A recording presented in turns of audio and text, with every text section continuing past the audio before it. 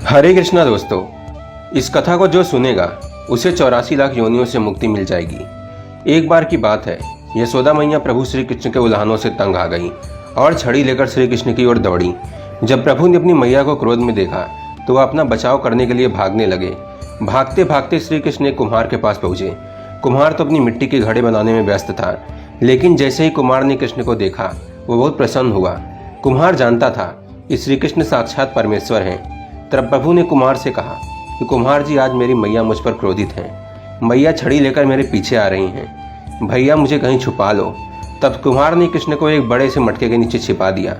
कुछ ही क्षणों में मैया यशोदा भी वहां आ गई। कुम्हार से पूछने लगी, क्यों रे कुम्हार, तूने मेरे कन्हैया को कहीं देखा है क्या?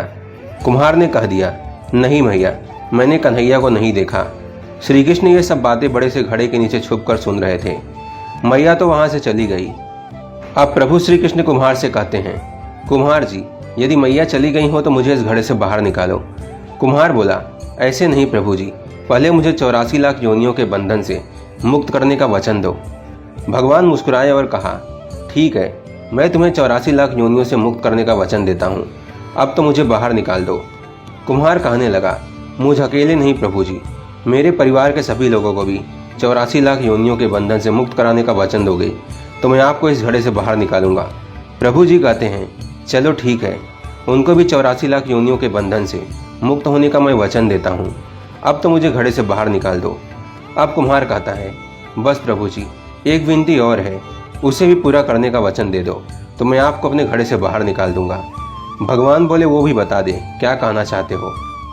कुम्हार कहने लगा, प्रभु जी, जिस घड़े के नीचे आप छुपे हो उसकी मिट्टी मेरे बैलों के ऊपर लाद के लाई गई है। मेरे इन बैलों को भी 84 लाख बंधन से मुक्त करने का वचन दो। भगवान ने कुम्हार के प्रेम पर प्रसन्न होकर उन बैलों को भी 84 लाख के बंधन से मुक्त होने का वचन दिया। प्रभु बोले, अब तो तुम्हारी सब इच्छा पूरी हो गई, अब तो मुझे घड़े से बाहर निकाल दो।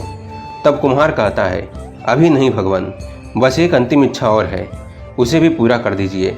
और वो ये है कि जो भी प्राणी हम दोनों के बीच के इस संवाद को सुनेगा उसे भी आप 84 लाख योनियों के बंधन से मुक्त करोगे। बस यह वचन दे दो, मैं आपको इस घड़े से बाहर निकाल दूंगा। कुम्हार की प्रेम भरी बातों को सुनकर प्रभु जी कृष्ण बहुत खुश हुए और कुम्हार को इस इच्छा को भी पूरा करने का वचन दिया। फिर कुम्हार ने बाल श्री कृष्ण को घड़े से बाहर निकाल दिया।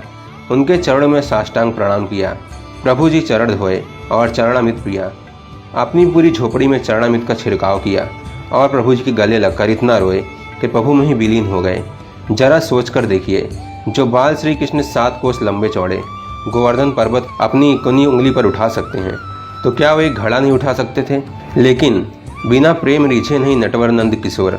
कोई कितना भी यज्ञ करे, अनुष्ठान करे, कितना भी दान करे, चाहे कितनी भी भक्ति करे, लेकिन जब तक मन में प्राणी मात्र के लिए प्रेम नहीं होगा, प्रभु श्री कृष्ण मिल नहीं सकते। जय श्री कृष्ण। राधे राधे।